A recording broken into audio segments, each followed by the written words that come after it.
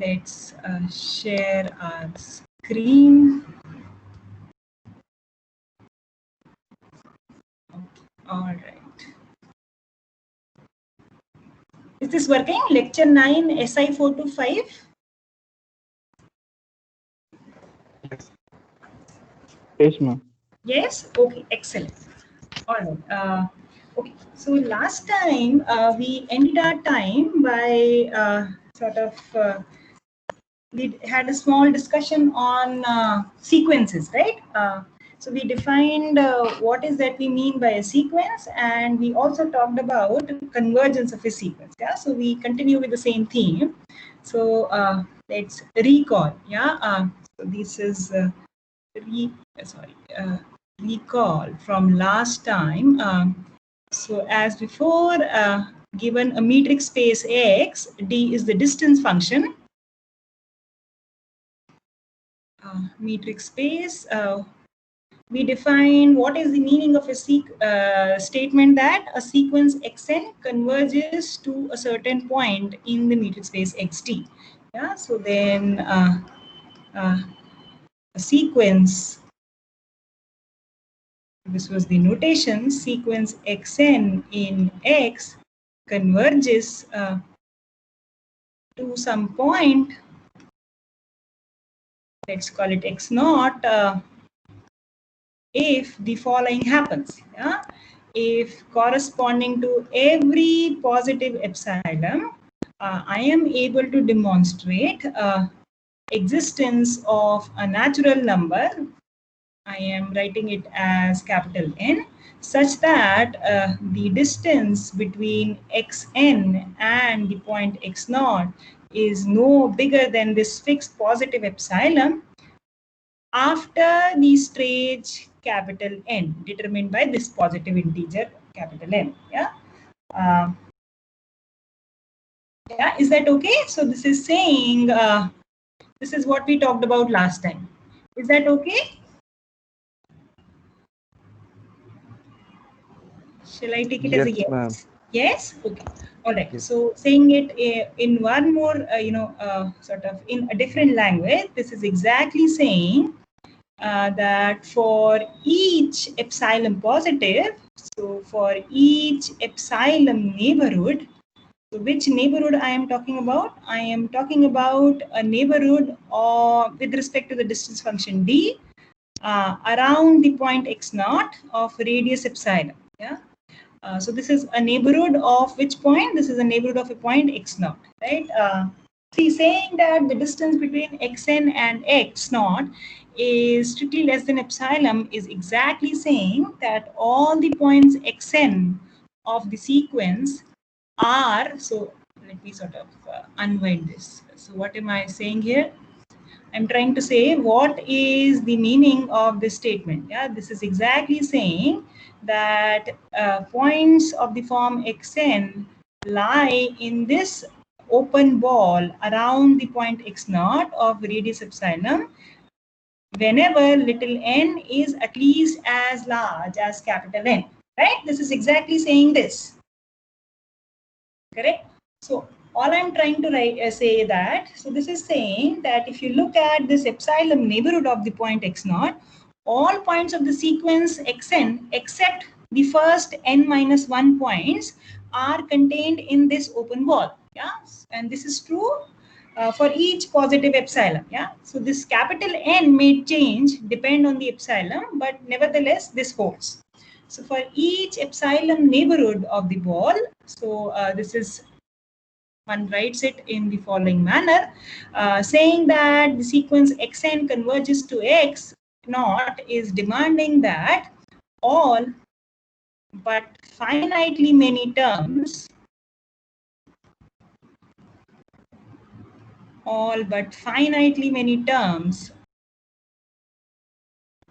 of the sequence xn lie in this epsilon neighborhood. They belong to this epsilon neighborhood around the point x naught with respect to the distance function d. So I hope this is fine. And which finitely many terms are possibly outside this open ball? The terms corresponding to x1 up to xn minus 1. Yeah, so maybe I'll write that also. The finite number of terms that may not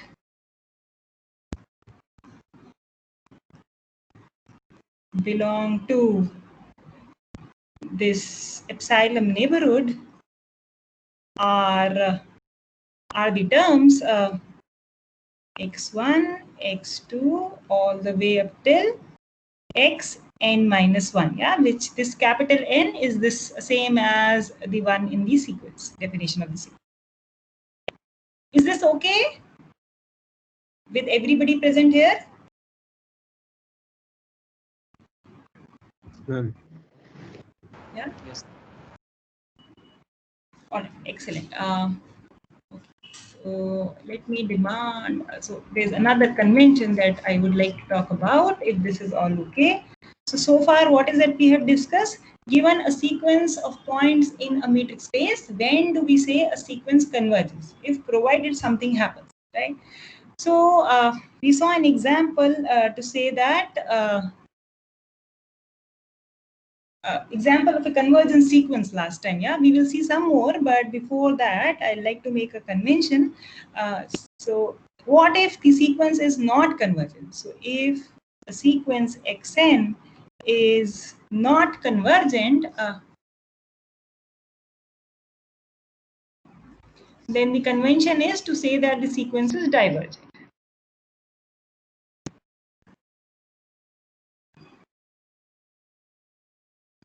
Suppose it is not convergent, then the sequence xn is said to be divergent.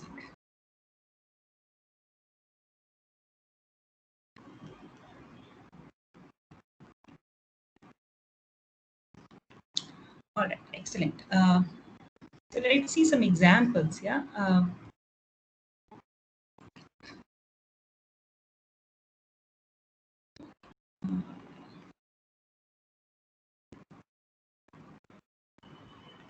right. So let's start with something very simple. Let's take x to be the real line and d to be the Euclidean metric. See, I try to take this example because this is what you are already familiar with. That helps you understand sort of and tally with what is that you are already comfortable with. Yeah. So let's consider the sequence xn given by. So let's take this example.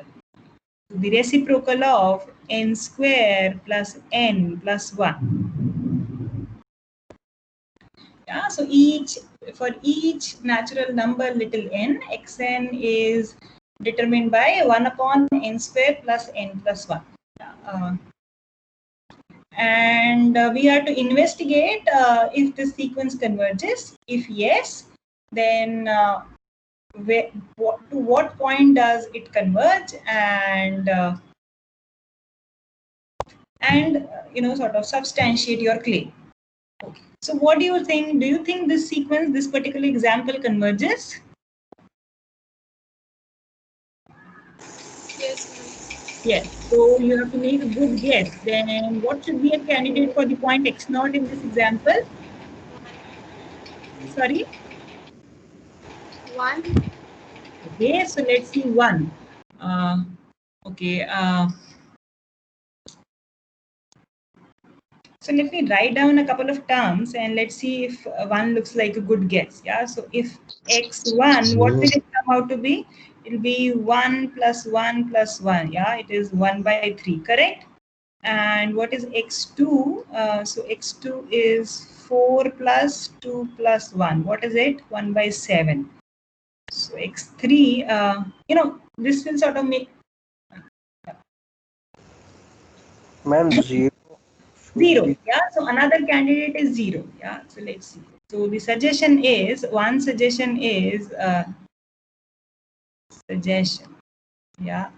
The first one is that xn converges to 1. Put a question mark. The second suggestion is that xn converges to 0. Okay. All right. So let's work with the second one, and then I'll come back to the first one also. Yeah.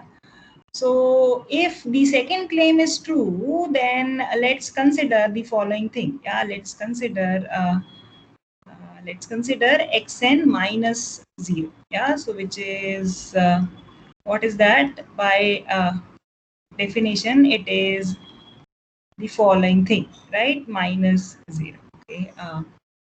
So which is the same as before, right? So this is 1 upon n square plus n plus 1. So if at all xn converges to 0, what is that I have to show? I have to show that if I fix a positive number epsilon, then this quantity on the right can be always made smaller than epsilon some stage onwards. So do you think that is possible? Yes, ma'am. Yes. How do we do that rigorously? Ma'am, this value should be less than 1 upon n square plus n, which will be less than 1 upon n. Which will be That is correct. Yeah, in property. fact, I can just do this 1 upon n square, right? And then do. Yeah, what you are saying is also correct. Yeah, so all I'm trying to say is one should write that the following manner. Yeah, so let epsilon positive be fixed. Yeah, and now consider xn minus 0, which is 1 upon n square plus n plus 1. This is always less than 1 by n square, and this would be less than epsilon, provided what happen? When does this hold? Provided Epsilon is greater than 0. provided n is bigger than capital N, where capital N is a positive integer such that what happens? Chosen such that, what do we want capital N to satisfy? Such that capital N is bigger than the following thing. Yeah, is it correct? Is that correct? yes, ma'am. Yes. And why can I always choose capital N like this? By Archimedean. I use the Archimedean property. Yeah, so where capital N, by virtue of the Archimedean property, I'll just write it down, of the Archimedean property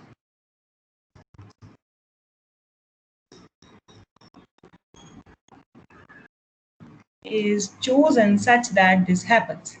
Is this okay with everybody present here? Yes, ma'am. Yes. Is everybody with me up till this point? Let me see how many of you Yes, are ma'am. here. Okay. Oh, all right. So we have quite a number. Okay. So is everybody with me up till this point? Shall I take it as a yes? Yeah. So this shows that somebody had a question. Yeah. So this, the above argument shows that xn converges to 0. Correct? Yes. Yes. Right. Now let's look at the first suggestion. The first suggestion was to look at xn converging to 1. Let's see. Yeah. Let's consider that also. Let's consider xn minus 1. Can that happen? Okay. Right. So what is it? It is n square plus n plus 1 minus 1. Correct? What will I get? I will get 1 minus n square minus n minus 1 by n square plus n plus 1. Right? So what is it? I will get this as n square by n square by n plus 1. What do I do now? If at all xn converges to 1, I should be able to say that this term can be made smaller than epsilon for every fixed epsilon some stage onwards. Correct? Is that correct? Yes, ma'am. Yes. So how do I get around? Can this be done here?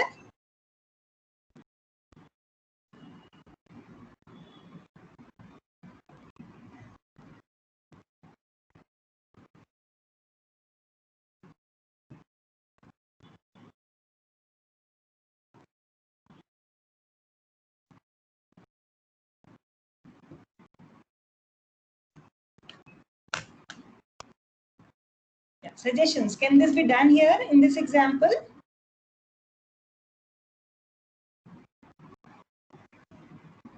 Ma'am, we divide this quantity by numerator and denominator by n square. Then we get 1 plus 1 by. Okay, n. let me write down. So I'll just go by whatever you are saying. Yeah. Can you tell me your name, please? Aman, I'm just doing roughly. Like. Correct. So I am also, we are all friends here. We are trying to figure out things. Don't worry. So is it correct?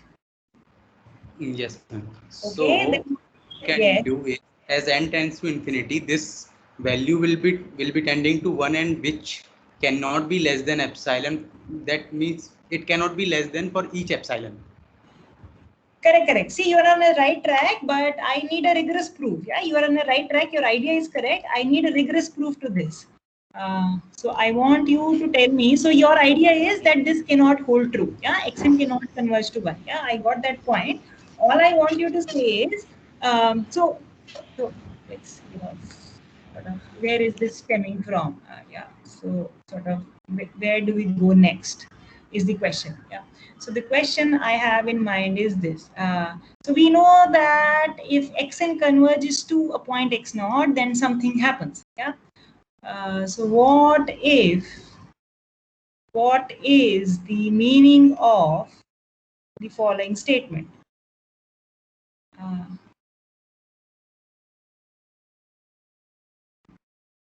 Yeah, what is the meaning of it? So xd is a metric space, xn is a sequence of points in x, and we say that the given sequence xn does not converge to x naught.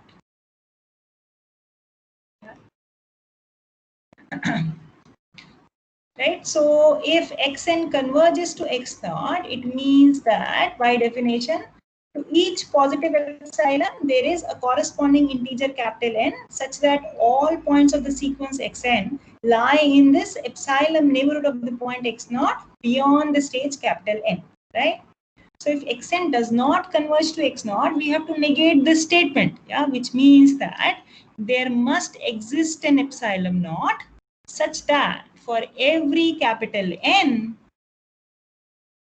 this inclusion, xn in this epsilon neighborhood, this does not hold for some nk bigger than that n, correct? Is that okay? Yes, ma'am. Yeah.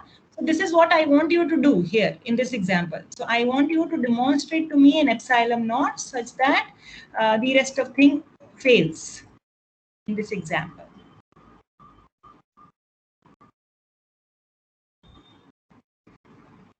Yeah. Suggestions? What should be my candidate for Yes, epsilon? ma'am. Ma'am, if we choose epsilon is equal to 2 by 3. 2 by 3. 2 by 3. Okay. So let's see. Let me write down that down. Yeah. So the question is, let's take epsilon naught equal to 2 by 3. Okay. Then. Then, ma'am, the quantity n square plus 1 by n square plus n plus 1, we can write 1 minus 1 by n square plus n plus 1. So And wait a then minute. we can So wait a minute. I'm little lost. Yeah, you are saying 1 upon this minus 1. This you can write. Is this you are talking about? one No. minus this. This. Yes. This we can write as 1 minus 1 by n square plus n plus 1. And we can show that this quantity is greater or equal to 2 by 3 for all n. Okay. So the claim is, which I meaning. So you're saying that this holds for all little n. Is that what you're trying to say? Yes. Yes. Okay. So, I will sort of leave it as a little exercise for now, since I see only one student participating. Yeah. And, this is a worthy exercise. Please try it out. Yeah. So the claim is that this term n square plus n, so this is exactly on the left, it is this, right? N square plus n by n square plus n plus 1. You're saying this is at least as big as 2 by 3 always. Yeah? Is that the case? Yes, ma'am. Yeah, so let's see. Let's do a quick calculation. 3n square is n square plus n plus 1. Yeah, seems like you're right. Yeah, so that, yeah, so I think, yeah. But let's let everybody else figure out. Yeah, so I have sort of given a hint. Yeah. Ma'am? Yeah. Ma'am, I did with 1 by 2. Ma'am, any epsilon which is less than 1 will do the will Correct. But you have to sort of each time provide an argument. Why is that the case? Yeah, ma'am. I carried forward with this assumption that n square is greater than n. Then I went like 1 upon n square is less than 1 by n, which is ultimately less than 1 plus 1 by n. And then I got this quantity, and which is greater than half and less than 1. Like this. Correct. Meaning there are no unique universe. All you have to do is produce one epsilon naught for which the definition of convergence is not satisfied, and that's it. That's done. Yes. Somebody may want to work with 1 by 2. Somebody may want to work with 1 by 4. I want is a rigorous sort of argument. Yeah. So good. Please try this. Everybody should try this out. Okay. So we have some understanding of when does a sequence does not converge. Yeah. So let's just take one more example of a not convergent sequence just to fix things. This is one. I'm glad this came up. So again, I would stick to the real line and the Euclidean metric, and let's consider the following example. So this is example 2. Example 2 is xn equal to minus 1 to the power n. So over here, I claim that this sequence is not convergent. So suppose not, yeah, suppose xn converge to a real number x naught. Yeah. So then what happens? Then let's take, yeah. So then what should I take? What will I? So let's see this, yeah. So then let's see if this works. For epsilon equal to half, there exists a positive integer as per the definition of convergence of a sequence, such that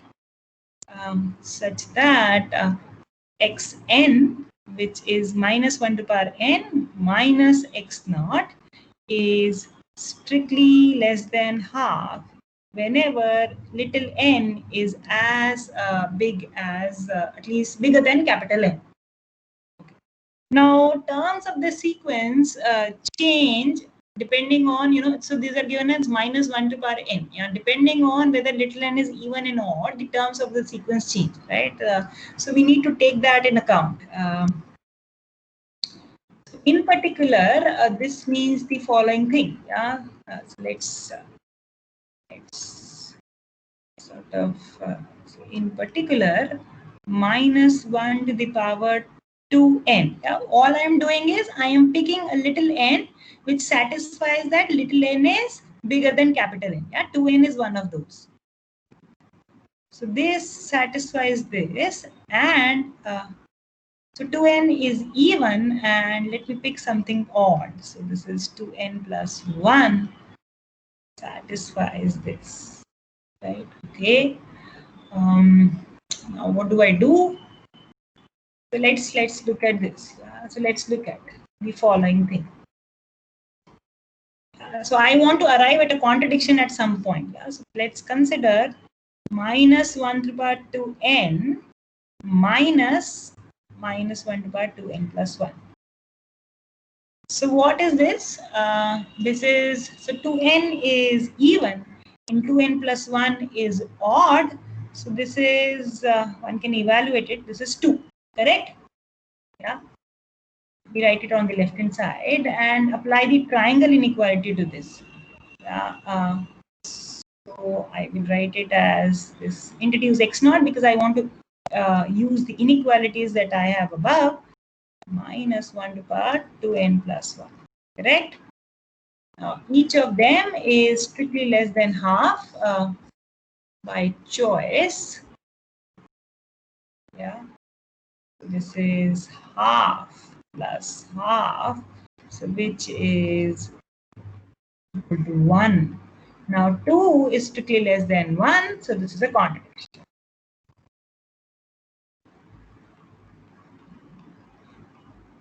In the above example, the sequence xn cannot converge. Is this okay with everybody? Yes. Yes, ma'am. Yeah, just a small example of another sequence which is not convergent. Okay, very nice.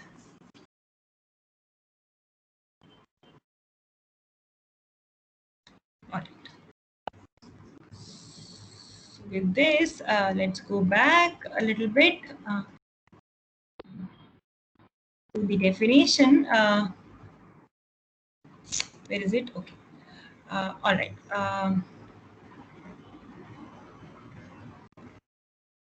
Over here, let me just remind you the notation. So this is denoted by, xn converging to x naught, or one also write it as limit xn n tending to infinity equals x naught. Yeah, and x naught is said to be the limit of the sequence xn. Well, x naught is a limit of the sequence xn.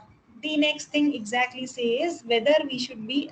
So the next thing is what I'm going to talk. Let's see what is next. Okay, but anyways, this is just the notation. We have seen an example, a non-example. Let's discuss a couple of properties of sequences. We sort of make it some fun and make it the following. So decide whether each of the following statements is true or false.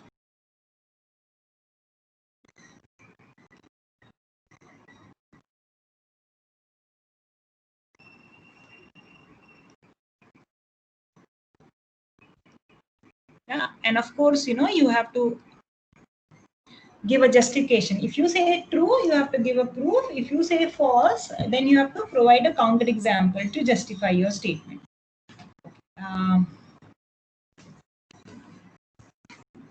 The first statement is following. Statement 1. What is it? So again, so xt is a metric space here all through.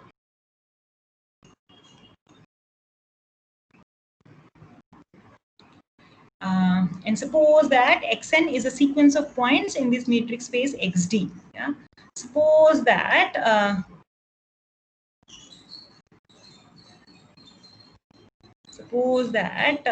a sequence. So let me write carefully. Suppose that xn is a sequence of points in the metric space xd, and suppose that it converges.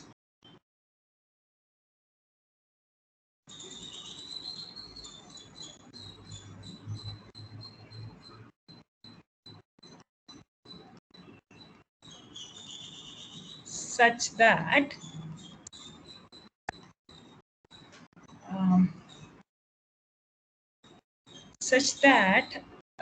so the sequence admits two limits. Yeah, so I am saying that xn converges to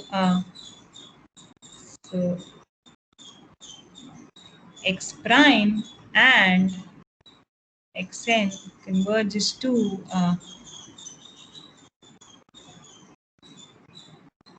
x naught. Yeah, let me write this. Yeah, So suppose that you have a sequence of points in X which admits two limits. Yeah, X prime and X naught are both limits of a certain sequence Xn. Yeah? Then the statement I am making is that X prime equals X naught. So what is it saying? A sequence in a metric space Xt can have at most one limit. Either the sequence does not converge, but if it converges, then it can have exactly one limit, if this statement is true.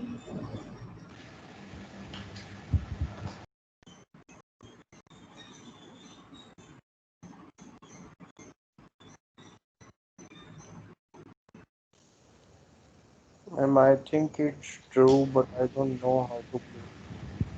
Okay, so let's see. Yeah, so Ma'am, it's true. yeah, so let's see. We are here to sort of discuss this, and it turns out this is indeed true. Yeah, let me write it down. It's true. Yeah, let's see why. So suppose not. Suppose there is a sequence xn in X such that X prime and X naught are two distinct limits of this sequence. Yeah. So the claim is to show that X prime equals X naught. Okay. All right. So let's just write down what is given to us. Okay. So if xn converges to X prime and xn converges to X naught, what happened? So suppose I have a sequence which has two limits, then what can we do? Yeah, so let's write down the definition of these two things, right?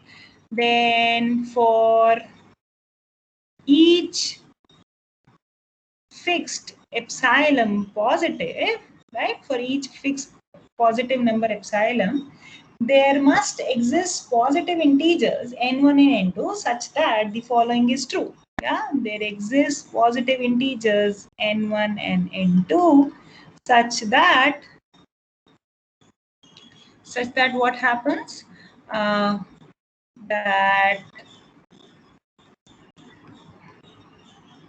right.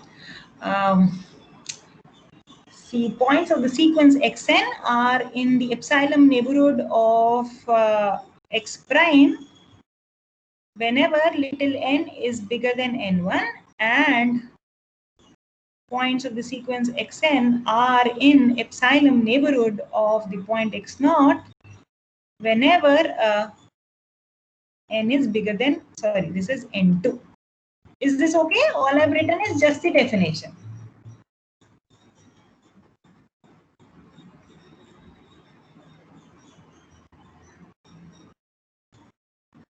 Yeah, so sort of to illustrate what is happening.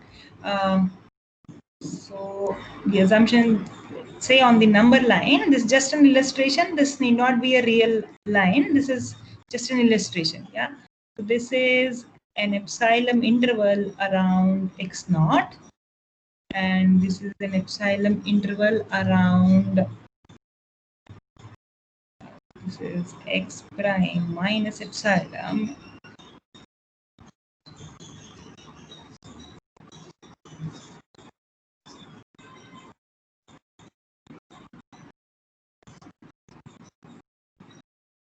Okay, so all this is saying is that all the points of the sequence capital N are in this neighborhood of x naught after the stage capital N, 1,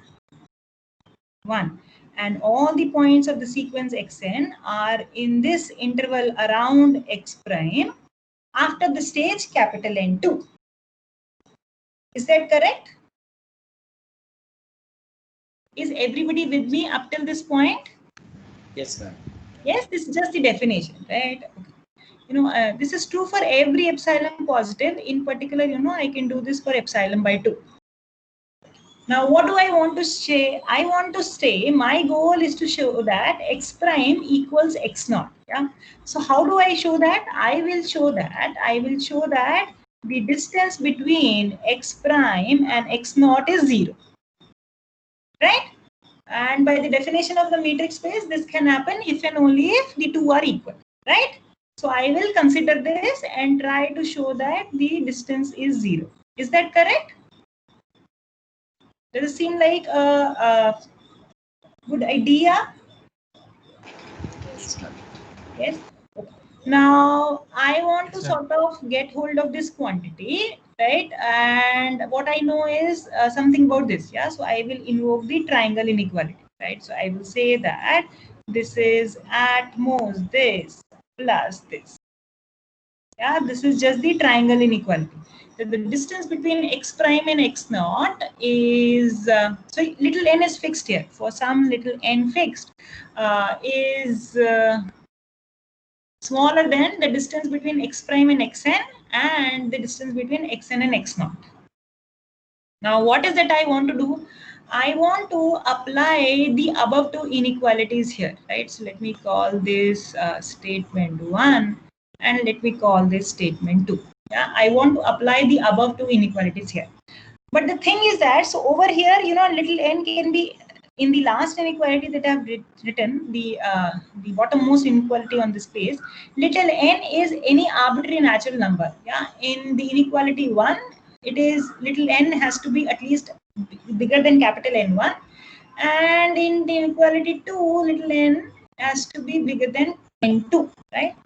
So I want both of them to hold true simultaneously. Which both of them? I want 1 and 2 to hold true simultaneously. When will 1 and 2 hold true simultaneously? When little n is bigger than n1 as well as n2. Correct? Is this okay? Yes. So what will I choose? I will say that set capital N to be maximum of N1 and N2, right?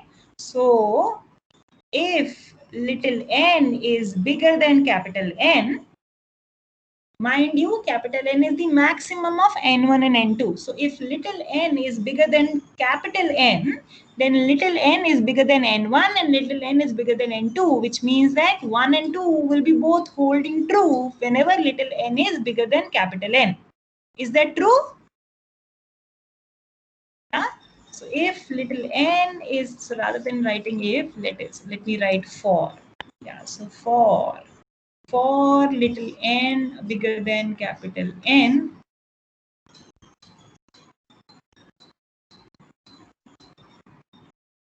for little n bigger than capital N, we note that we consider the distance between x prime and x naught, apply the triangle inequality, and write as this. I'm just rewriting what I wrote above, right?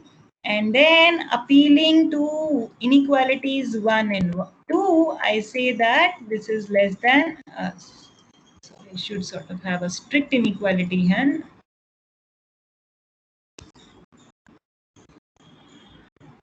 So the last bit here follows from inequality 1 and 2. I'll say that it follows from 1 and 2 that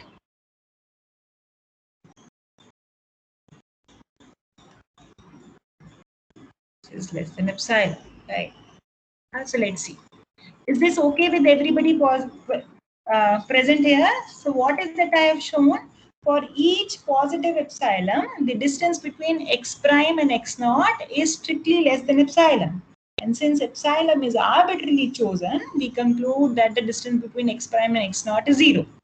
Let me write that down.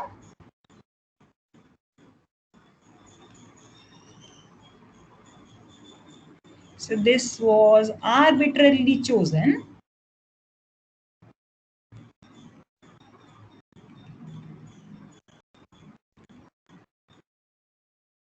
Hence, it follows that the distance between x prime and x naught is 0, which implies that the two must be the same. Is this okay with everybody present here? Conclusion, a sequence in a metric space XT can have at most one limit.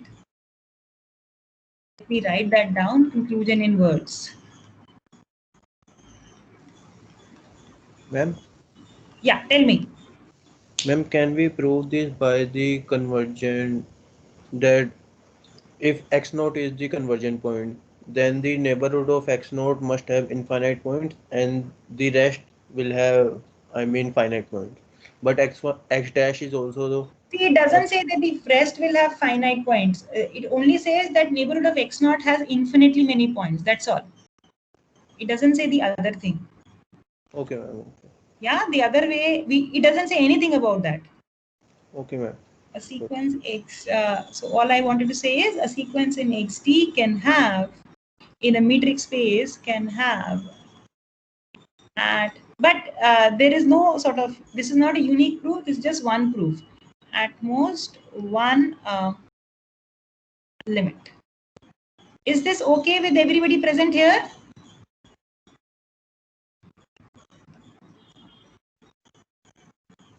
Yes, ma'am.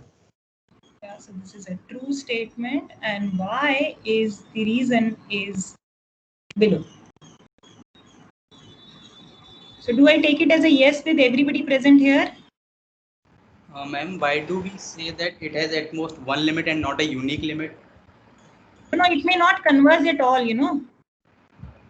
But the sequences are converging to x dash and x naught, so it must have a limit. See the claim is here. I say that a sequence in XD can have at most one limit. One is, if the sequence in XD converges, then the limit is unique. That's what we have proved. But what if it does not converge at all? Then there is no limit. But in our statement, we have taken the possibility that it converges to x prime. So that's why I'm saying. Because if it does not converge, then there is nothing to be proved about this conclusion, is all I'm trying to say. Okay. Yeah, so you are right. That's all I'm trying to say. Yes. Yes? Yes. Okay, so I believe this is okay. Let's move on to the next statement. Still the second true and false statement. Is this okay with everybody present here?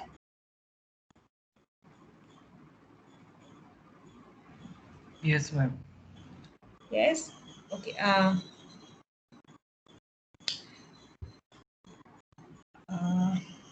Okay. So if a sequence xn is bounded, then the sequence xn converges. That's the second statement. I'll sort of write a clarification here. What is the meaning of a statement that a sequence is bounded in a metric space? So E subset of X is said to be bounded if there is a point, let's call it x naught in X, and a positive radius R, such that the set E is entirely contained in this open ball centered at x naught, radius R. That's all. This is a sort definition.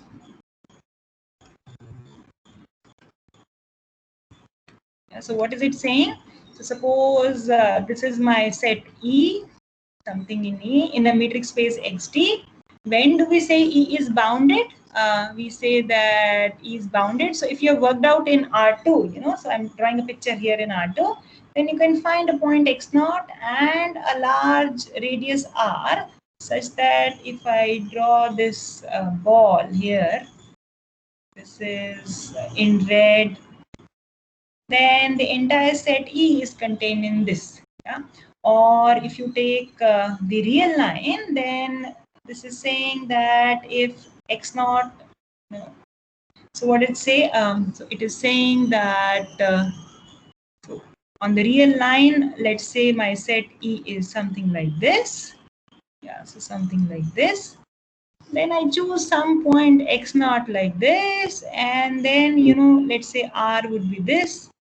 So this is not r, but this is the point x naught plus r, and this is the point x naught minus r. Then the entire set E is contained in this interval x naught minus r, x naught plus r. This is a neighborhood of x naught of radius r in the real line. Now, if that happens, then we say that the set E is bounded. So all I'm trying to do by drawing these pictures is to try and convince you that this notion of boundedness is what you're already familiar with. Is this okay? The point here is that this point x naught and the radius capital R is fixed throughout the set E. It does not change. The same radius works and the same point x naught works for all the points of E. Does it make sense to everybody present here? Yes, ma'am. Yes? Okay. So back to the statement 2. So what do you think? If a sequence xn is bounded, then is it convergent? Is this a true statement? No, ma'am. False. Ma'am, false. It's a false statement, right? Why is that? We just saw an example, right? So let's go back to this example. This is false. Why? Let's look at this example, you know, this example 2 here. So if you take the metric space to be the Euclidean, the real line with the Euclidean metric, then the sequence xn minus 1 to the power n is certainly bounded, but we talked about this, that this cannot be convergent. Is this okay with everybody? Yes, ma'am. Yes? All right, excellent. So we move on to the next statement, the statement number 3. What is the converse of this statement? If a sequence xn converges, then the sequence xn is necessarily bounded. Is that true? So statement 3, if a sequence xn of points in a metric space xt converges, then the sequence xn is bounded.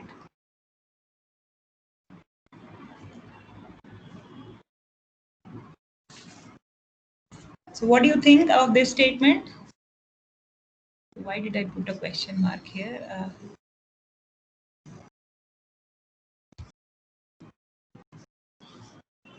Yes, ma'am. It would be bounded. Yeah, so the suggestion is that this is a true statement. Yes or no? Yes, ma'am. Yes, Okay, ma'am. let's see. Let's try to take everybody along. I think many of you are a little lost here. Okay. So let's sort of see what is given to us. Yeah. So the sequence xn here is converges. Yeah. So suppose that. So let xn converge to the point x naught on the real line. Yeah. So so we are given that the sequence xn is converging. So some point, let's say the limit is some point x naught, right? So let's write down the definition. That means that for each epsilon positive given, there exists a natural number, capital N, such that all points of the sequence xn are, so let me just write the definition this way, are at a distance at most epsilon from the point x naught. This is valid from stage capital N onwards. Yeah. So this is exactly saying that all points of the sequence xn are in this epsilon neighborhood of the point x naught whenever little n is bigger than capital N. Yeah. Is this okay?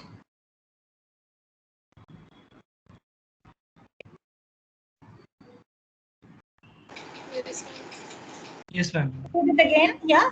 Is this okay? Yeah. So if in the if you draw something on the real line, this is saying that if x naught is this, x naught minus epsilon is here, and x naught plus epsilon is here, then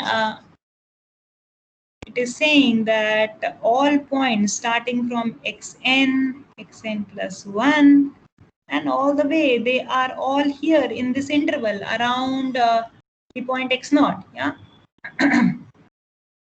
So I claim that this exactly says that the sequence xn is bounded. Why do I say that? So what is the set that I am talking about here? Which set is bounded? The sequence xn is bounded here. Does everybody follow this? This is true here in this case. Yes, ma'am. Why is this true? And here R can be taken as epsilon, and here the set E is basically the sequence xn. Right, but so let me ask a question here. See, the statement here is that the sequence xn is bounded. This is saying that all points of the sequence xn are in this epsilon neighborhood of the point x naught, provided little n is bigger than capital N. Yeah, so it does not make any statement about, for example, the points x1, x2 up to x capital N minus 1. All I'm trying to say is all but finitely many points of this sequence are in this epsilon neighborhood of x naught. What about the points? So let me write this. What about the points x1, x2 up to xn minus 1? If I have to say that the sequence xn is bounded, I have to make a comment about the sequence xn for all n, right? Not just for all n bigger than capital N. Ma'am, So how is it? Yeah. What we do is we'll take the maximum of the epsilon. R would be maximum of the epsilon, and the distance between x0 and x1, distance between x0 and x2, until we go on till distance between x0 and xn minus 1. So you are saying, say that one more time. You are saying set R. Here's a suggestion. Say that one more time. R will be distance between x1 and x0. Distance between x2 and x0, and you're saying all the way till distance between xn minus 1 and x0, right? And you're yes, saying these are finitely many quantities, so you take a maximum. and with also with epsilon. Also with epsilon, okay? So let me write down clearly, so that everybody can understand. Let's see. So I'm writing a suggestion. Let's see. So the suggestion is to look at the following thing.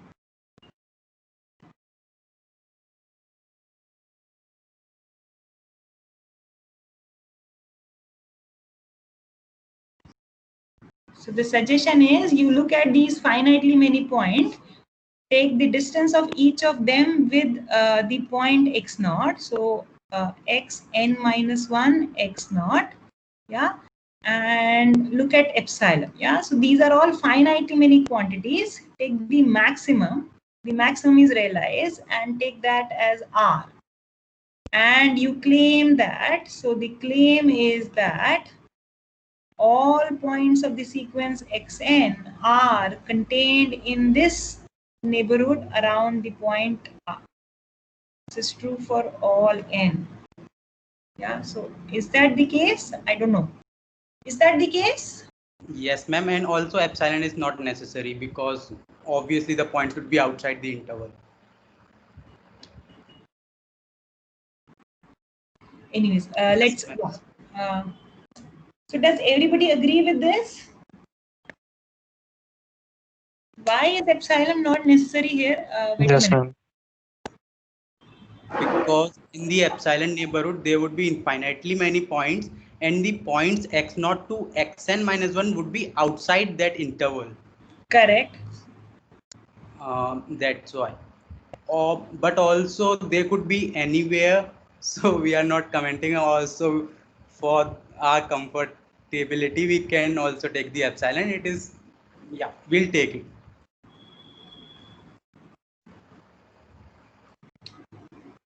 So is this okay with everybody present here? Does it make sense to everybody present here?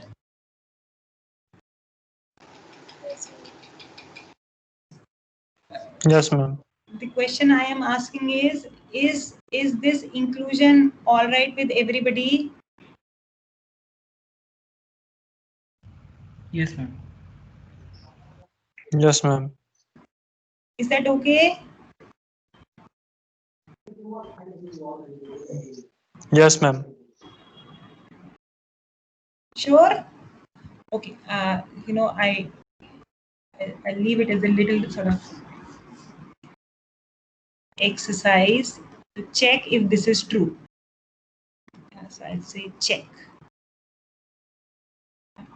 and I will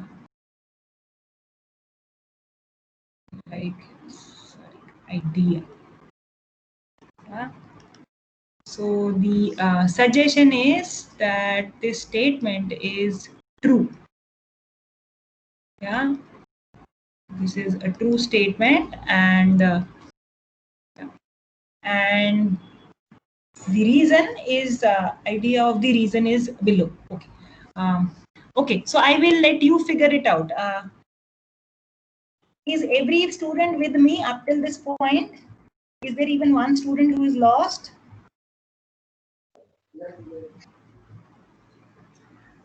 Please ask if you are lost.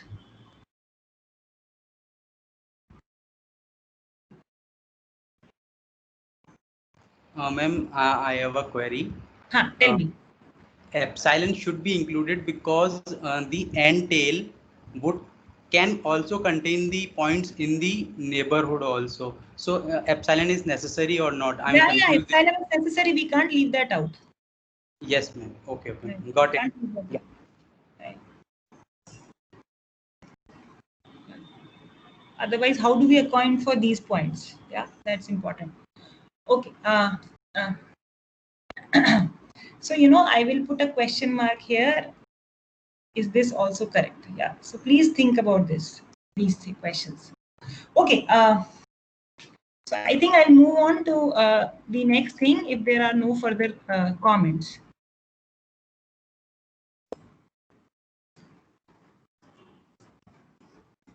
So this is statement number 4.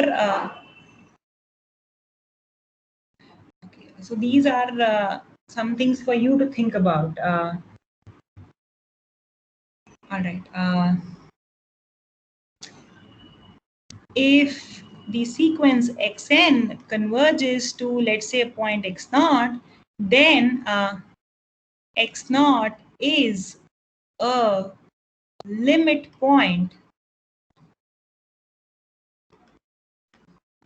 of the range of Pn.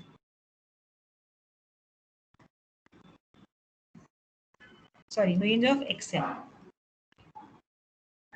See, what is it I mean by here? Let me just try to sort of explain what is that I mean. I will leave this as a little exercise for you.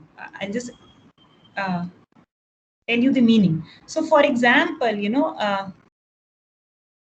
let me take xn to be minus 1 to the power n, right? So then the range of xn,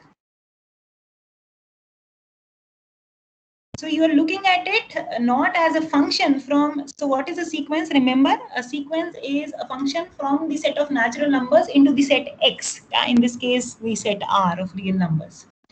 Now the range, I am not looking at it as a function, but just I am looking at it, the range. Yeah, so the range in this case is just 2-point set, minus 1 to 1. So the question here is that on the right hand side, I have the range set. I have this set. Is that okay? So if the sequence xn converges to the point x0, then is the limit actually a limit point of the range of the sequence xn? Does everybody understand what is that we are asking?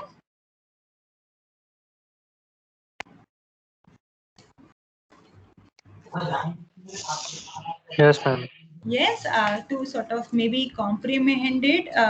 So we are, so I'll just sort of write a note of caution here that, so we are viewing, we are looking at, so we are viewing this set, you know, xn as n varies in the set of natural numbers as a subset of the real line. In this example, but in general, I am looking at it as a subset of x and not as a real valued function from and not as a real valued function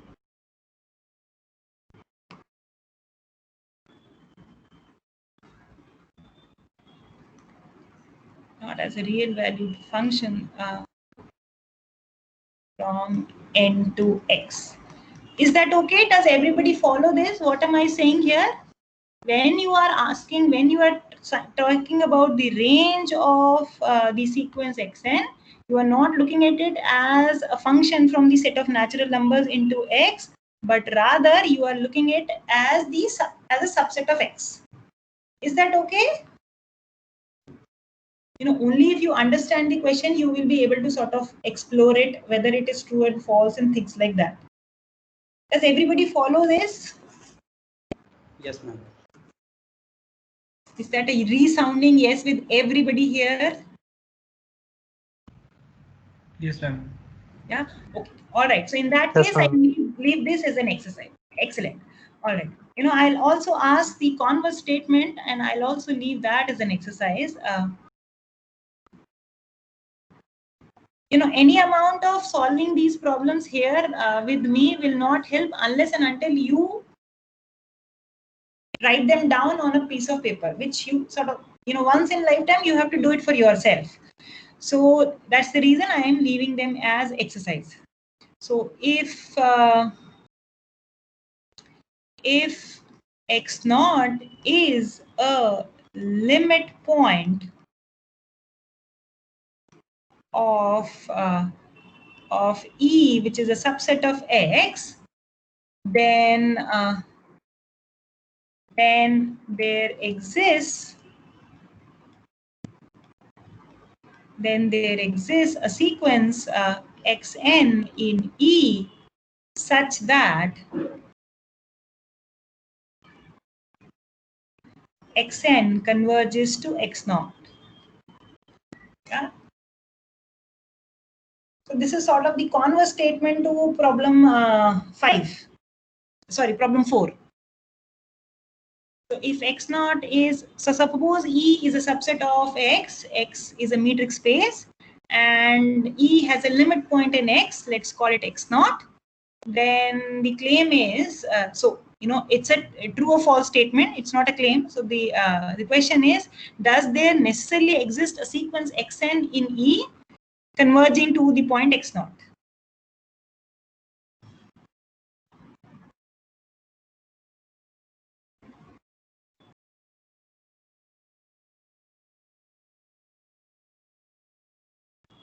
Everybody here follows the statement?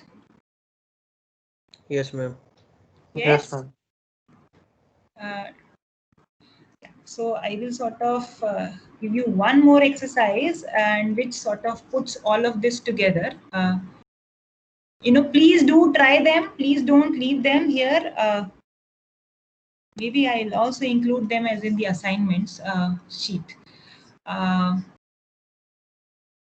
So a sequence xn of points in a metric space xd converges to a point x naught if and only if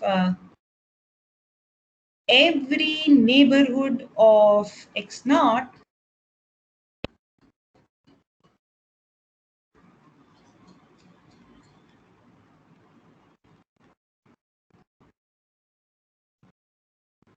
contains all but finitely many xn's. All but finitely many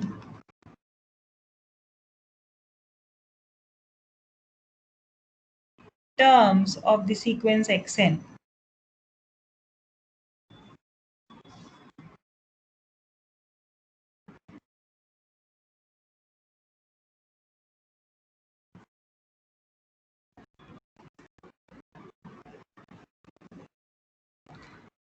So I'll say that one more time. Suppose that xn is a sequence of points in a metric space xd. Xn converges to x naught if and only if every neighborhood of x naught contains all the points of the sequence xn except possibly finitely many of them.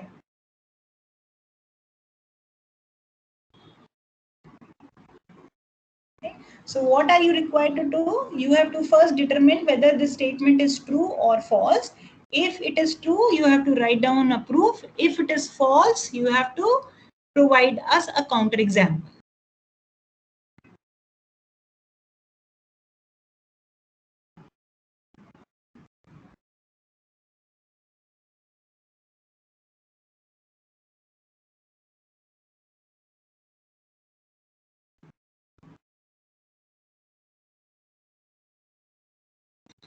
Is this okay? Does everybody understand the statement of the question here?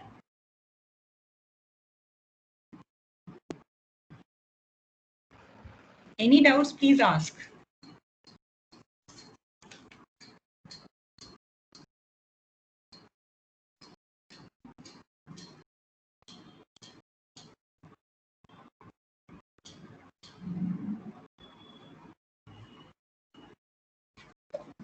Excuse me, ma'am. Yeah, tell me. Could you please explain the meaning of this thing again? All but finitely many terms. Okay. So let's see. Yeah, let's go back to the definition of the sequence. I think where we've used this term for the first time. I'll just explain that here. Okay. All right. When we say that, here is an example where we use all but finitely many. Yeah.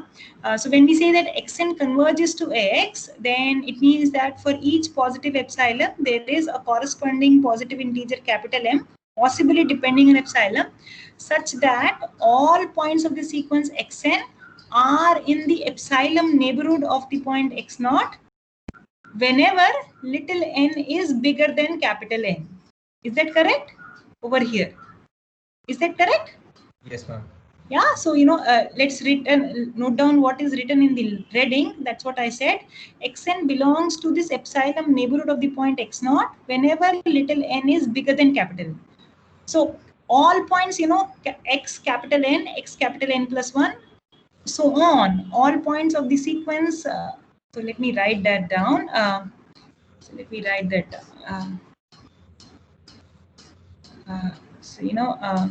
All the points of the form, if you look at points of the form xn plus 1, xn plus 2, and so on, all of these points are in this neighborhood, around epsilon neighborhood around the point x naught. Correct? Now, what are the terms of the finitely many terms of the sequence that may not belong to this neighborhood are the ones, oh, it's written here, x1, x2, xn minus 1. Do you understand this? Yes? Yes, ma'am. Yes, so in language we say that all but finitely many terms of the sequence xn belong to this neighborhood of x naught. All terms of the sequence xn belong to this neighborhood, but finitely many possibly may not, right? All right, got it. Yeah, it doesn't say that x1, x2 up to xn minus 1 do not belong to this set. It says that may not belong to this set, right? There's a difference. Yes? Now, all I wanted to say is this is the first instance where you use the term all but finitely many. Now, coming back to the question raised, let's go back to where it is. Here, so what I'm trying to say is every, so I'll just write it down. So the statement here is every neighborhood of x naught contains all terms of the sequence xn with the possible exception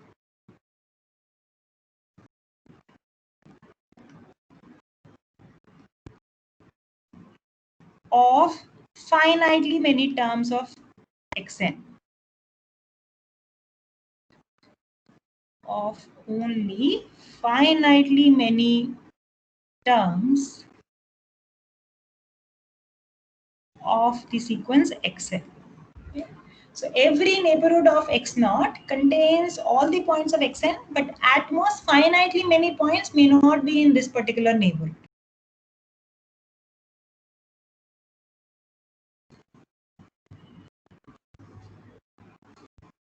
Is that okay? Yes, ma'am.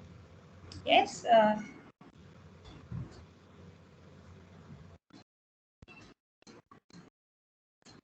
Anything else?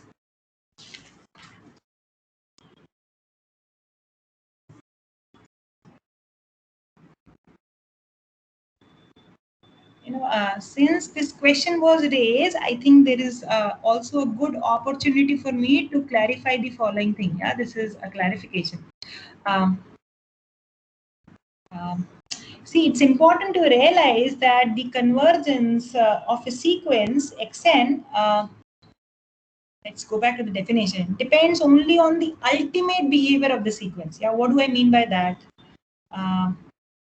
See, if you notice here, what is that we have, so the statement here, when we look at the definition of the convergence of the sequence, only makes, only makes about something about xn, xn plus 1, xn plus 2, x capital N, subscript x capital N plus 1 and things like that. It does not mention what happens to x1, x2, xn minus 1. It actually does no mention of that. Yeah. So we don't care where are these finitely many points x1, x2, xn minus 1. They may or may not belong to this epsilon neighborhood of x0. We do not care as far as convergence of the sequence xn is concerned. Yeah. So, I'll just write that down to sort of emphasize on this point. Something to be noted. Yeah, important to realize that. So I'll say note that the convergence of a sequence xn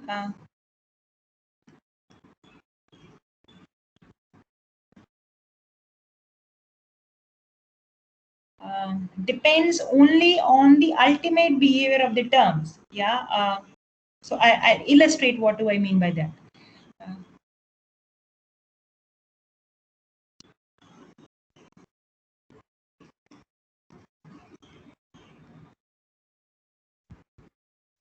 What is the meaning of this ultimate behavior of the terms of the sequence xn?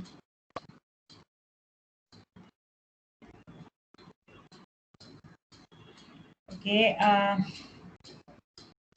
So I'll introduce one more term. In fact, so what is meaning that? So let's fix the natural number m. Yeah.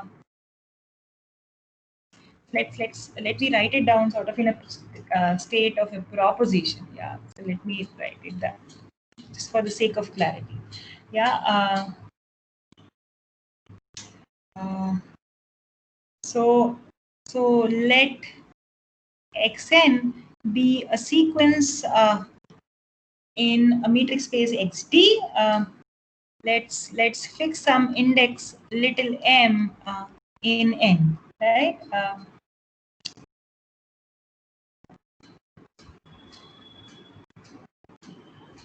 Now, so the statement here is the following, that I can also look at this. I can also look at xm plus n, x subscript m plus n, such that n belongs to n. So does everybody follow what am I trying to do here? So you're lost in notation here. So let's take very simple example. Let's take m to be 1. Yeah. So if I take m to be 1, xm plus n. So xm plus n would be, what would be xm plus n? It would be x1 plus n. Yeah. Looking at this thing, 1 plus n, such that n varies in n. Right.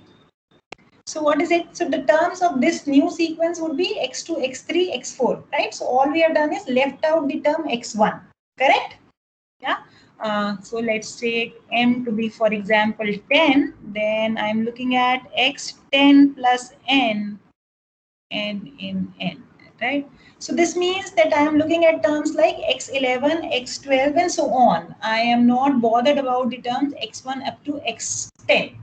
Is that okay? Does everybody follow this notation xm plus n, where little m is fixed and little n is varying in the set of natural numbers? Does everybody follow this? Maybe I'll write this down. If you're still lost, this is x2 and things like that. And this is x11, x12. Is this okay? Does this notation make sense to everybody? M is fixed and little n is varying. Yes, ma'am. Yes, so this is another sequence which is different from the given sequence xm. How is it different? I have sort of dropped the first m terms from the sequence, right? That's all, right?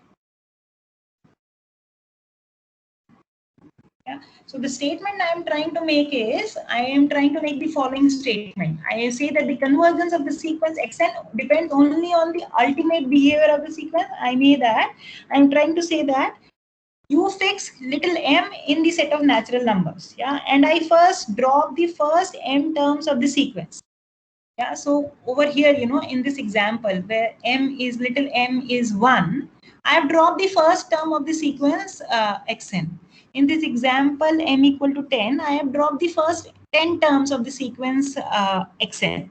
So I am trying to say that this new sequence x10 plus 1 n converges if and only if the sequence xn converges.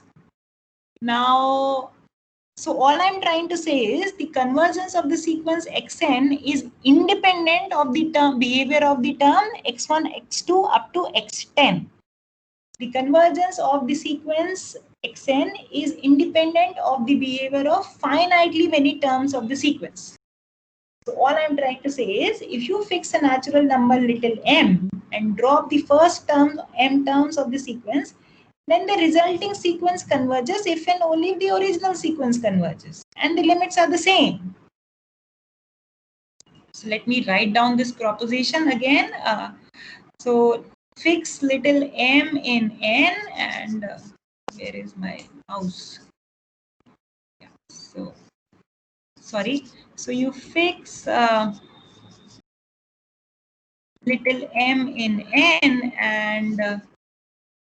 and consider this xm plus n as little n varies in the set of natural numbers. That is that you drop first m terms of the sequence xn, then this sequence converges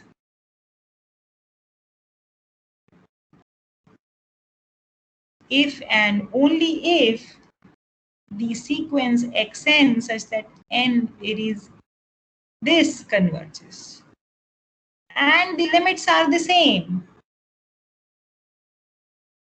Right, I'll write it in words also, just in case you are lost.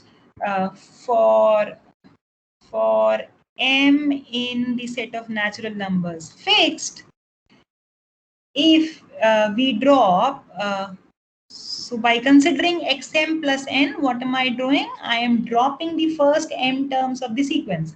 We drop the first m terms of the sequence.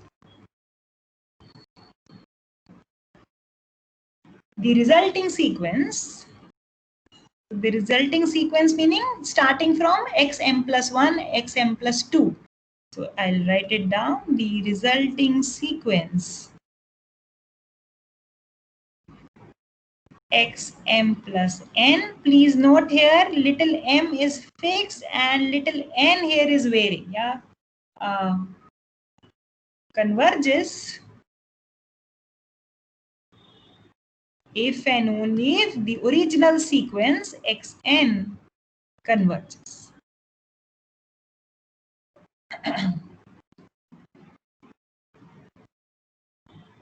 Okay. So there is a name for this. This is called as, so the sequence xn converges if the tail of the sequence xn converges. So what is it? So this is a nomenclature that you should be familiar with. M tail of the sequence. So M tail of the sequence is xm plus n, where m is fixed and n is variable. So this is been tried.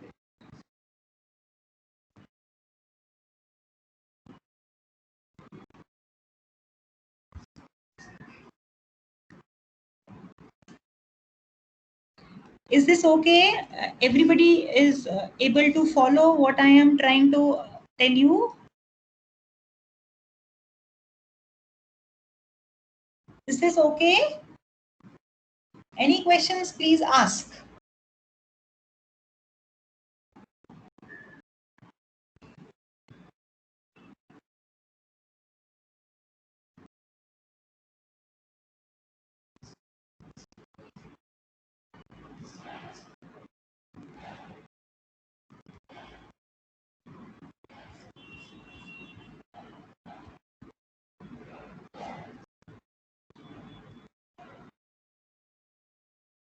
Please ask if there is a doubt.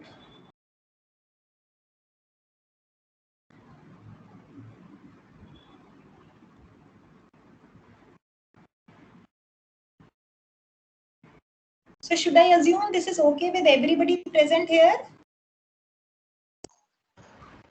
Yes, ma'am. Yes, ma'am. Yes, excellent. That's very nice. Okay, great. All right.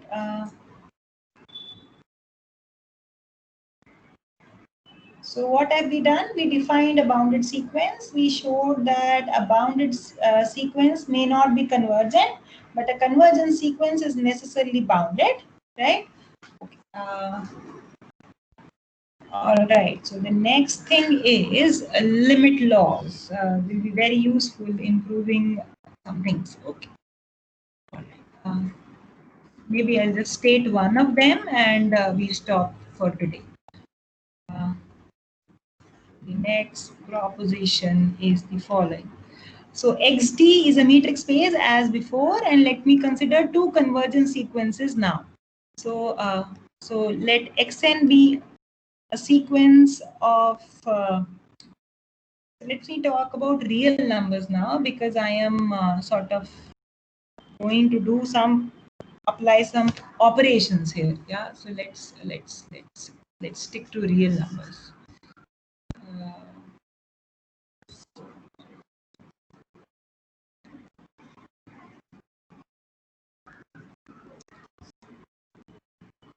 Yeah. So everything is here R. Yeah. So let's consider the real line with the Euclidean metric be given. Here D is the Euclidean metric, which means the distance is measured like this, right? Now all of these are in the real line now. Yeah. So Xn is a sequence of real numbers. Suppose that Xn converges to X and Yn is another sequence of real numbers and Yn converges to Y. Then I can consider the sequence Xn plus Yn. Yeah, terms are X1 plus Y1, X2 plus Y2. This is another sequence of real numbers. Yeah? Then this sequence converges and converges to X plus Y. Yeah? So this is saying that, so I just state that and then we will stop. This is saying that if I consider the sequence Xn plus Yn, then the limit of the sequence exists, and this is given by limit of Xn plus the limit of Yn. Right? Now this is saying limit of a sum is sum of the limits provided the limits exist. Yeah. Maybe I'll just stop right here, and next time we start with this. Again, I'll sort of emphasize on this point again. Okay, so we stop here for today for now, and we meet on Thursday morning at 8:30. Please try out as many problems from assignment 3 as possible. Put them down on paper, scan them somewhere on your desktop and laptop, and keep them ready for presentations and discussion before the tutorial session on Thursday. All right. Maybe I'll stop here for today in the interest of time, and we continue next time. Thank you so much. I'll stop the recording now. Yeah.